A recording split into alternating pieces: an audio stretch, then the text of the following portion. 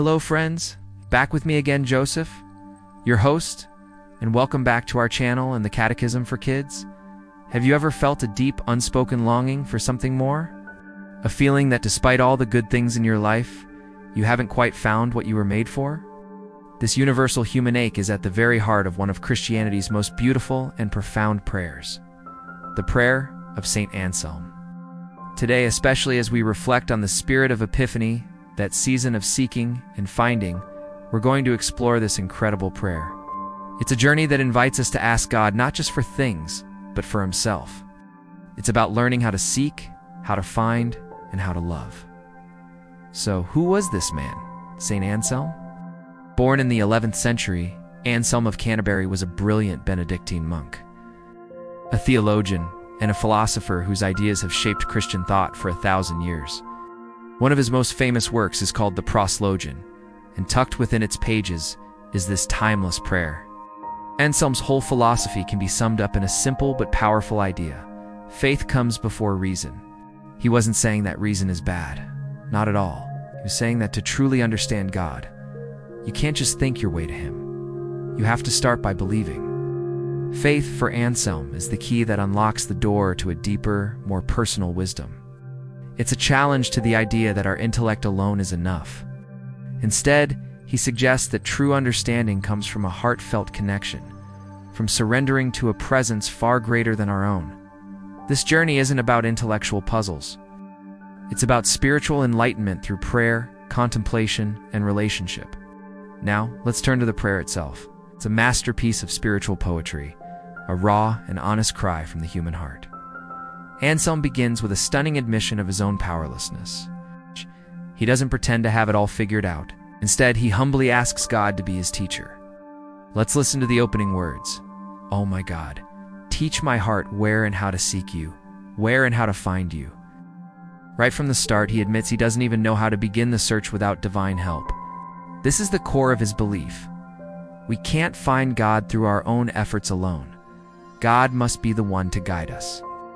He continues with this beautiful, vulnerable confession. "You are my God, and you are my all, and I have never seen you. You have made me and remade me. You have bestowed on me all the good things I possess. Still, I do not know you. I have not yet done that for which I was made." Can you feel the weight of that? He's surrounded by God's gifts, life, existence, everything he is, and yet he feels a disconnect. He knows he was created for a specific purpose, but he hasn't fulfilled it yet because he doesn't truly know the Creator. This isn't a cry of despair. It's a cry of deep, profound longing. And then comes the turning point, the heart of the prayer. "Teach me to seek you. I cannot seek you unless you teach me, or find you unless you show yourself to me. Let me seek you in my desire. Let me desire you in my seeking. Let me find you by loving you. Let me love you when I find you." Let's break that down because it's so rich. He recognizes that the very desire to seek God is itself a gift from God. The search isn't a chore, it's an act of desire. And the discovery isn't an intellectual trophy, it's an act of love. The goal isn't just to know about God, but to love God. Seeking leads to finding, and finding leads to loving. It's a beautiful, continuous cycle of relationship. This prayer reminds us that true wisdom isn't found in books or lectures alone, but in a sincere and loving connection with the divine. So how does this ancient prayer fit into our lives today? First, it's a perfect way to begin reading Scripture. Before you open the Bible, imagine praying these words: "God, teach my heart how to find you in these pages." It sets a tone of humility and openness, preparing you to receive God's word not just with your mind, but with your whole heart. This prayer is also a powerful tool for discernment and discipleship. We're all trying to figure out God's will for our lives, right? That's what discernment is. Anselm's prayer is the perfect expression of that process. It acknowledges our own limitations and our desperate need for God's guidance. When we pray it, we're essentially saying, "God, I don't know the way. Please show me." By surrendering like this, we become more attuned to His voice and His presence in our daily decisions.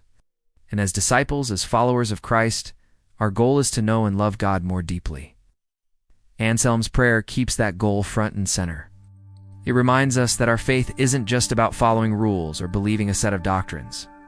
It's about a vibrant, ongoing relationship, a journey of seeking, finding, and loving.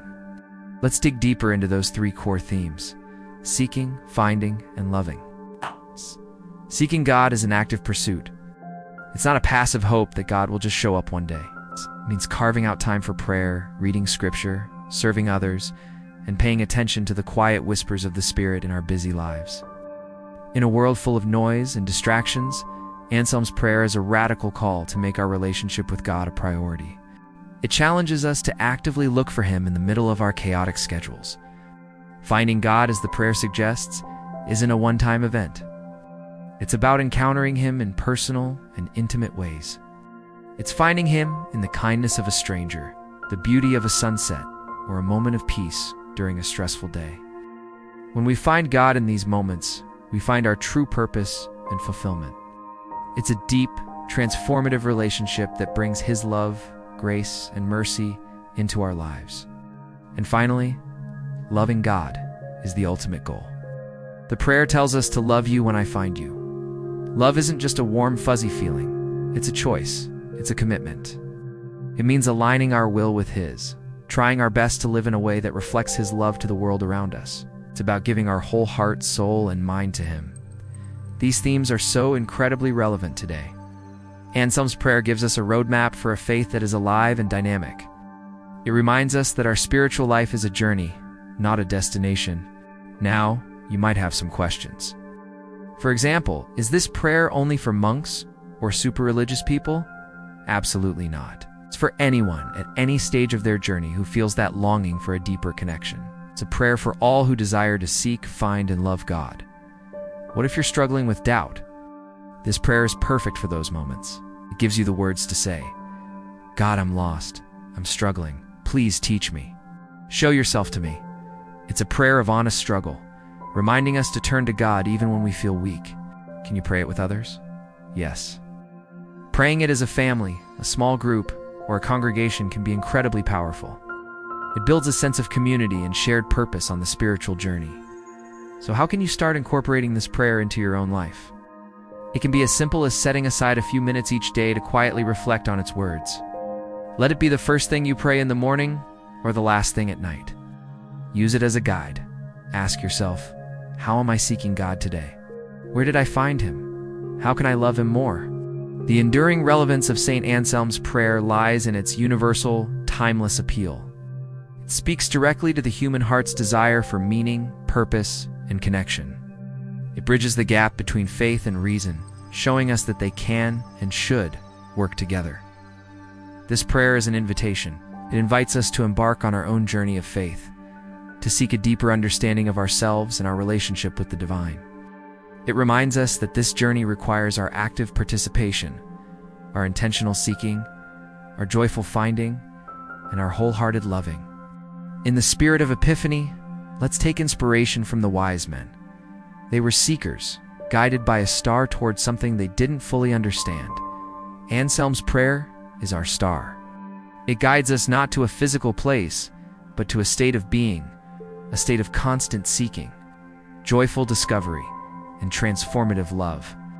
Let it guide you as you seek the presence of God in your own life, so that you too may find Him, love Him, and find your joy complete in Him. Thank you for joining me on this journey today.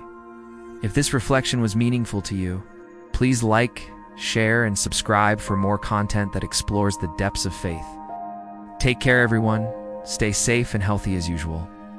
See you next time, and God bless you always. Go in peace to seek, find, and love the Lord.